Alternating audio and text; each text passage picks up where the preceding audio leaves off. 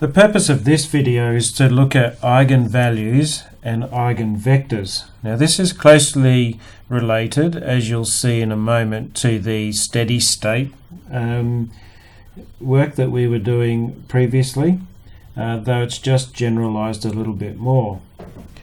Now I'm just going to write something here. For a matrix A, if there is a column matrix or vector, column matrix X, such that AX equals lambda X, then X is called the eigenvector or eigenmatrix, as we call it up here, the eigenvector of A, and lambda is called the eigenvalue of A. So just have a look at this equation. A is a matrix. X is a column matrix or a column vector. So we've got a matrix times a matrix is equal to, now lambda is a value. It's not a matrix, it's a scalar. So we've got a matrix times a vector is equal to a scalar times a vector. So this is really quite neat.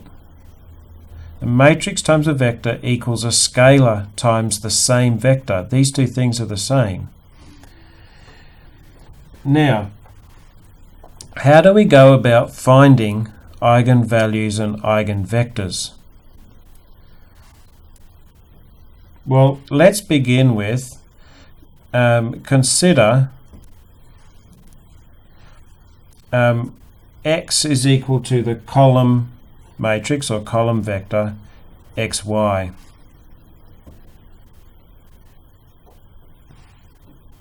Now in the last example when we were doing steady state, we basically came up with the fact that the transition matrix multiplied by our current state of the system, which we called S, okay, S was our current state of the system, but we could call it X. When we did that, at steady state, Tx was basically equal to X. If we just remind ourselves, this was what we were looking at there. The state of our system, or this is our X, is equal to our transition matrix multiplied by our state of our system. X is equal to Tx. Now, here we've just written it the other way around. Okay, Tx is equal to X. If we compare this with what we've just said about eigenvalues, then the transition matrix T is like the matrix A here. And the lambda value, what's the number in front of here? What's the equivalent lambda value? That's right, the lambda value is 1.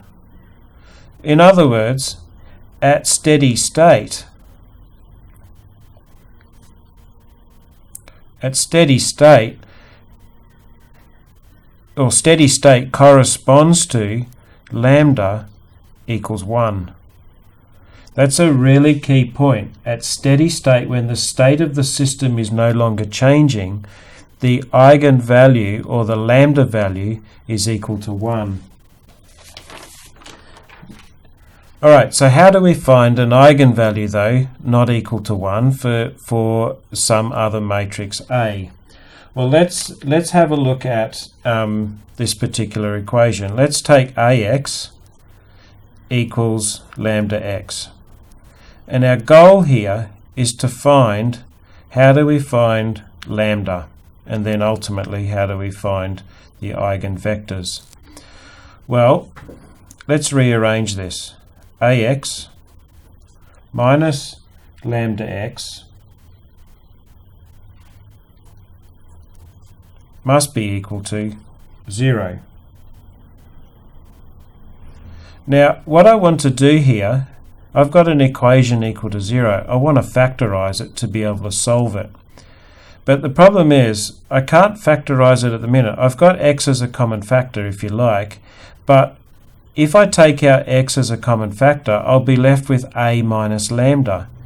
And the problem is, that's not conformable. As far as matrices go, I can't go a matrix minus a scalar, just a number.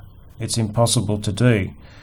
So what I do the matrix equivalent of this. So I'll go AX minus lambda times the identity matrix.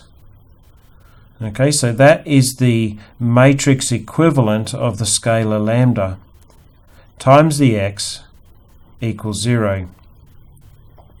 Okay, just a reminder, the identity matrix is 1, 0, 0, 1. Okay, so lambda I would be equal to lambda multiplied by this, so it's lambda times every element, 1, 0, 0, lambda. That would be lambda I. Okay, if we were doing 2 by 2 matrices. So now I can take out a common factor of x. Now remember, order matters with matrices. So I can't put the x out the front because then it would be x multiplied by a. So I have to take out a post common factor. In other words, a common factor at the end. So I've got a, so there I've got a times x. I haven't disturbed the order. A times x minus lambda I multiplied by x equals 0. Now, this is matrices. Now, I won't explain in detail here, but I'm happy to help you individually if you would like to know why this is the case, because I'm going to make quite a jump here. But it follows that for this equation to be true, the determinant of a minus lambda I must be equal to 0. In order for this multiplied by this to give you 0, the determinant of this must be equal to 0. Okay, now remember, a minus lambda I is just a matrix. It's matrix A, take away this matrix. So that in itself is just another matrix. Okay, we'll do an example where you can see how it works. Okay, so let's move on to an example. Okay, if A equals 1, 6, 2, 2, find the eigenvalues and secondly find the eigenvectors. Okay, well, to find the eigenvalues, we know the determinant of a minus lambda I must be equal to 0. Okay, where did that come from? Remember, that come from ax equals lambda x. That was what we started with. So ax minus lambda x equals 0. So ax minus lambda I x equals 0. Then we took our x as a post common factor and we got a minus lambda I multiplied by x equals 0, and so we said for that to be the case, the determinant of a minus lambda I must be equal to 0. So this is the point that we're jumping straight into up here without going through all this derivation here. Okay, so in order to find the determinant, we'll revise that in just a second, but we first of all need to know what this a minus lambda I is. Well, so we'll say but a minus lambda I is equal to a, which is 1, 6, 2, 2, subtracting lambda multiplied by the identity matrix, which is 1, 6, 2, 2 minus lambda 0, 0, lambda. Normally you could jump straight into this point.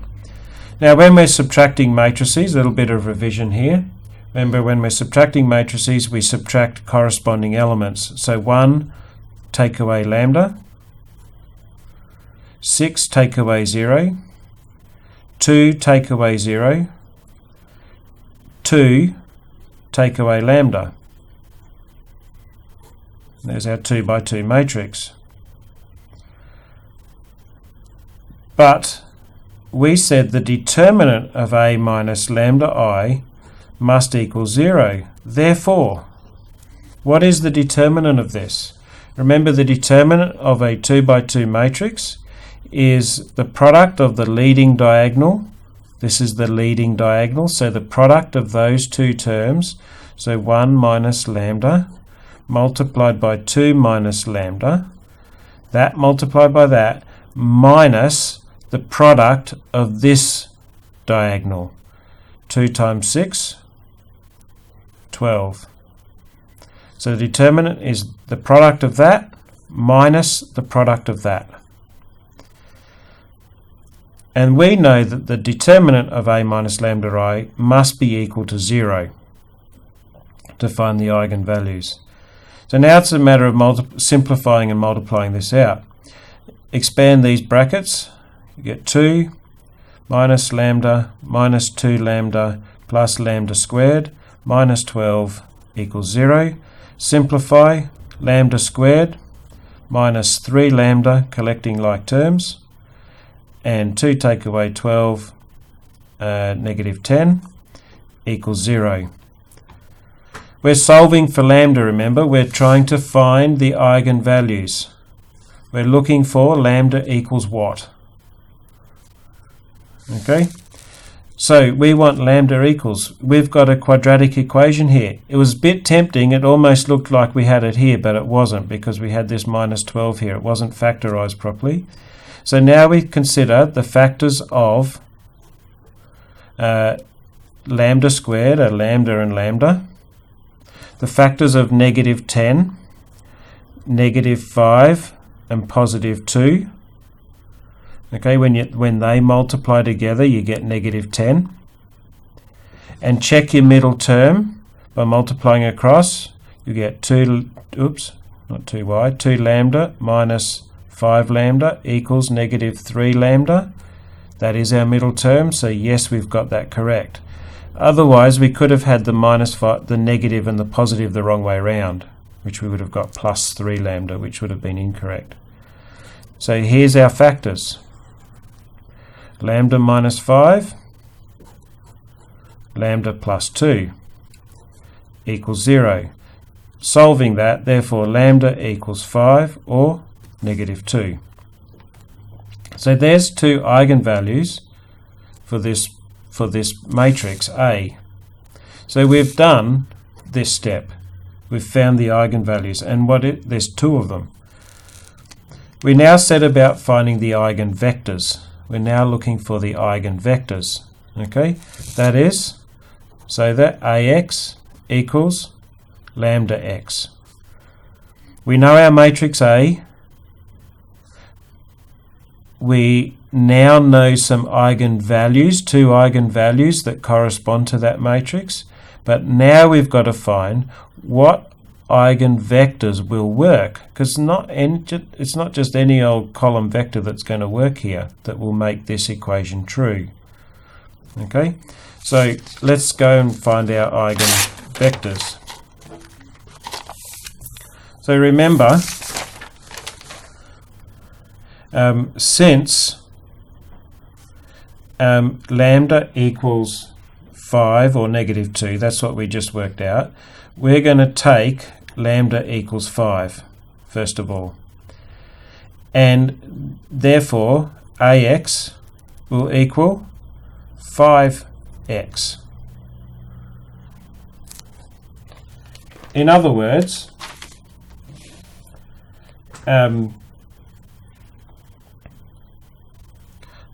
let's suppose X is some column matrix A and B. Okay, you can call it whatever you like there, but A and B works well. So therefore, matrix A was 1, 6, 2, 2, 1, 6, 2, 2, multiplied by AB, AX equals lambda, which is 5, multiplied by AB. So if 5 is an eigenvalue, which it is, then AX must be equal to 5x. Now our goal is to find A and B. Now don't think that we're going to get an explicit value for A and B. You'll see what happens. To find that, let's actually multiply out these matrices. So we'll get 1 times A plus 6 times B, multiplying the top row by that, must be equal to, so that top row must be equal to this top row, which is 5A. Collect your like terms and you'll get 6B is equal to 4A.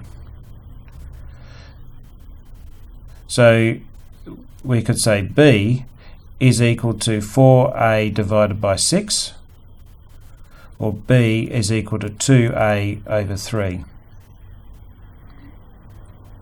Now you might say, oh, but I just expanded along the top row. Well, let's expand along the bottom row just so you can see what happens.